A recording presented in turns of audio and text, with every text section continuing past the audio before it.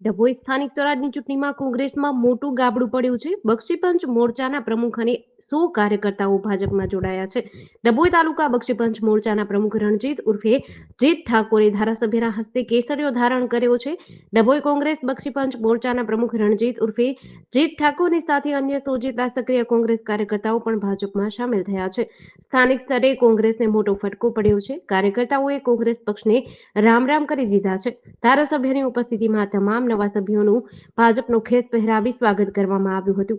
આજરોજ ભારતીય જનતા પક્ષની વિચારધારાને સમજીને વિચારીને વિચારધારામાં જીતભાઈ ઠાકોર કે જેઓ ડભોઈ તાલુકા કોંગ્રેસ પક્ષના ઓબીસી મોરચાના પ્રમુખ છે, તેઓ આજે ભારતીય જનતા પક્ષમાં જોડાઈ રહ્યા છે અને એની સાથે 100 કરતાં વધુ એમના કાર્યકરો અત્યારે ભારતીય જનતા પક્ષમાં જોડાયા છે। હું એમને અભિનંદન આપું છું, શુભેચ્છા આપું છું અને ભારતીય જનતા પક્ષમાં જોડાવા બદલ ખૂબ ખૂબ અભિનંદન।